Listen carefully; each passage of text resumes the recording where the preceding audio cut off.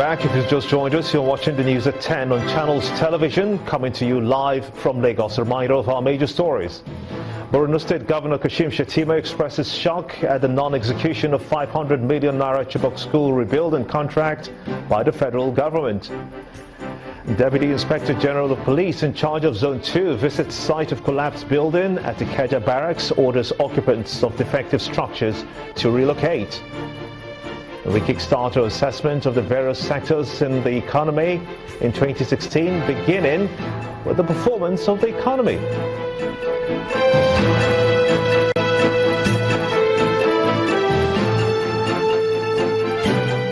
See, with 92 on board.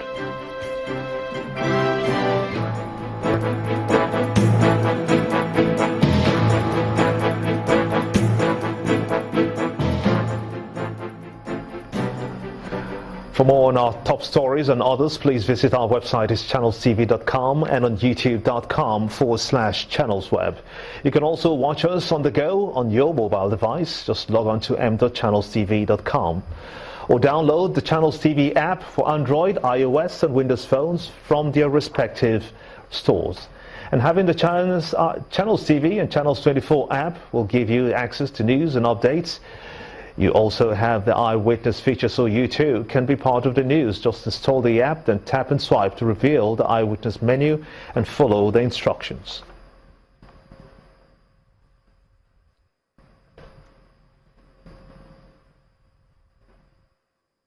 Improving the welfare of police officers and men remains a priority of the present leadership of the Nigerian police force. This is according to the Assistant Inspector General of Police in charge of Zone 2, Mr. Kayode Aderonti. He said this while inspecting the site of a recently collapsed portion of the building at the barracks in Ikeja, the Lagos state capital. The Assistant Inspector General of Police Zone 2, Kayode Aderonti, arrives at the Highway Barrack Ikeja, accompanied by senior officers in the Lagos Command, drawing the attention of residents of the facility. This is what is left of the W block, popularly known as the civilian barrack, which partially collapsed on Christmas Day, killing a sergeant and civilian.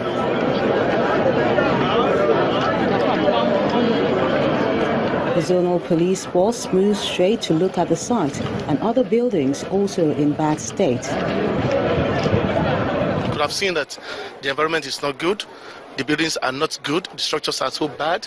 They're going to conduct an integrity test around all the barracks to take a look at the structures and see whether they are fit for human habitation. It has a word for the occupants. Left to me, I think they should vacate the structure, because looking at the structures is not good for human habitation, and their lives and those of their children are at risk. So why taking the risk?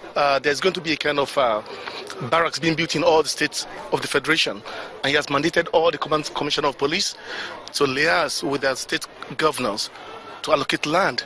I think there's a fund that is already rested for that purpose. A vacation order has been issued, and this must be strictly followed by these families.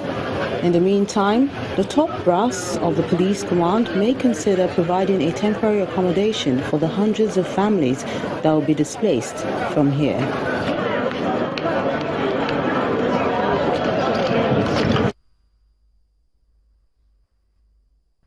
You're watching the news at 10 on Channels Television, coming to you live from Lagos. Let's quickly shift gears now, shall we, and take you to our Abuja studios where Ibrahim Adre is standing by to take us through. Ibrahim. Hello, Gimba. Good to see you. Now, the federal government has discovered about 50,000 ghost workers on its payroll in 2016. The senior special assistant to the president, Mr. Garbeshe, who made this known today in Abuja, he explains that this discovery has helped the government save 200 billion naira between February and December 2016. 11 people alleged to have masterminded the syndicate of ghost workers have been handed over to the Economic and Financial Crimes Commission. Speaking on the welfare of the recently released 21 Chibok girls, Mr. Shehu said they are being treated as adoptees of the federal government in collaboration with some international aid groups and philanthropists. In addition, he gave an assurance that the government will ensure its reforms in the agricultural sector are sustained as the nation's economy is being diversified. Meanwhile, over 18,000 ghost workers and fake pensioners have been uncovered in the Kogi State Civil Service. This was revealed by Chairman of the Staff Review and Complaint Committee, Mr. Yakubu Okala. During a reading of the final screening report in Lokoja, the state capital, Mr. Okala noted that unintended beneficiaries of the government's payroll gulp over 2 billion naira every month. Key stakeholders all seated at the glass hall of the Government House, Lokoja, for the official presentation of the final screening report from the Staff Review and Complaints Committee.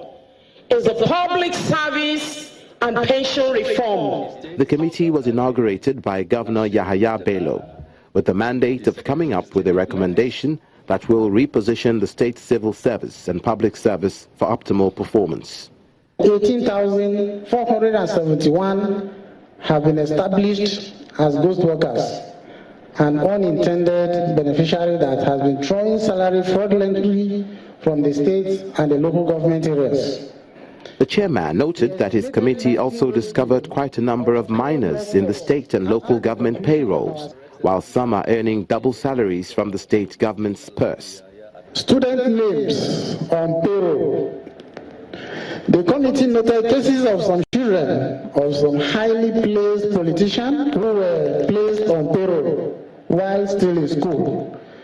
This is very rampant in the LGA and LGEA, where highly placed politicians use these as tactics to siphon government funds through their children's accounts. While commending it for work well done, Governor Bello, in a keynote address, promised to implement all the recommendations, while he promised to engage those who will no longer be included in the state's payroll. To all those who would not find their name in the cleared list, rather on the uncleared list, you will go through the table, and reasons why you are not cleared will be stated there clearly. We are not closing the door for further review, if need be. So, if whatever reason stated against you is not genuine, you can still come forward. Now that the report of the screening has been presented, the government has been advised to live up to the expectation of paying salaries promptly. Back here in the Federal Capital Territory, some residents are oblivious of Nigeria's digital switchover plan and its implications, only 6 months away from the June 2017 deadline.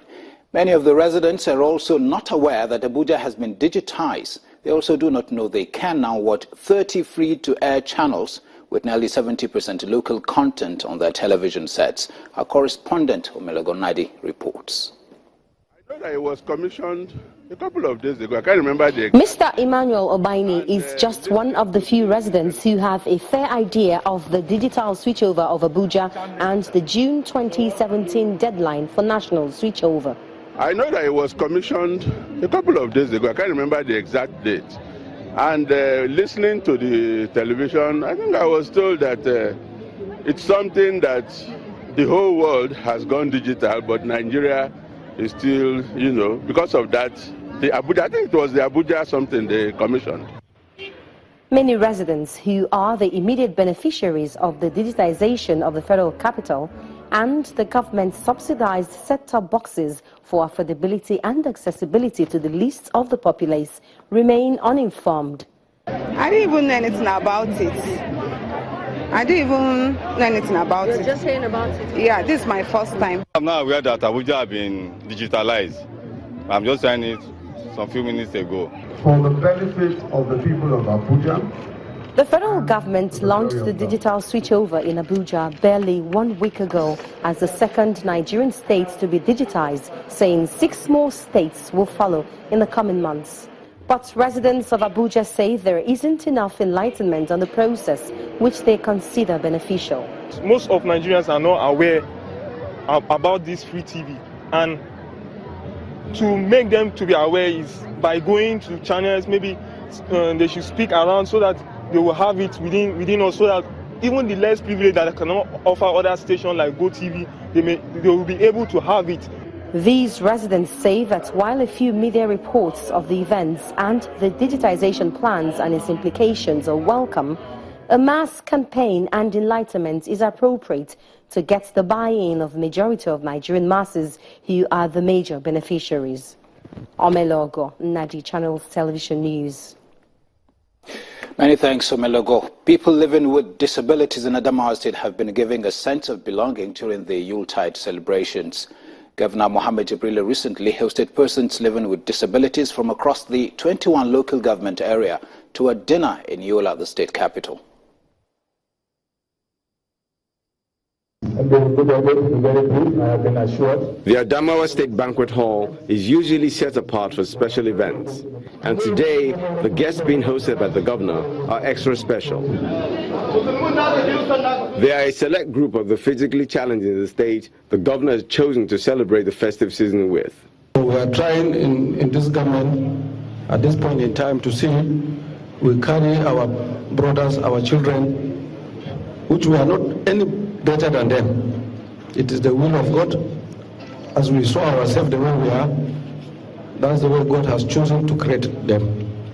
So we have respect for them, and inshallah one day, not only in Adamawa State, if God wills, He say whatever I wish that will happen. Maybe one day we will even see a disabled president of Nigeria. For the religious leaders, this show of love is an evidence of a servant leader attitude. It is in line with the Bible, and all we need to do is to keep praying for him, because he has made a history by bringing the physically challenged people. You are a Christmas day like this and having a lunch with them. I'm very delighted for the governor to carry everybody along so that we come and celebrate Christmas with our fellow Christians. That will bring about harmony and better understanding among the religions. And it is something that some other state will emulate so that they can bring their, they can carry everybody along so that we continue to have peace and tranquility in our country. It's a great feeling to be remembered this way, and the special guests are overwhelmed by the gesture. We are very thankful for having him as the governor, because what he did today is a great thing in the life of a fiscal challenge, because this is the first of its kind. One thing is certain, the story of this day will be told by the physically challenged in the state for a long time to come. You're watching the news at 10. After the break, Nigeria's foreign exchange reserves near a 4-month high at $25.36 billion. All the details in our business news segment. To join us again.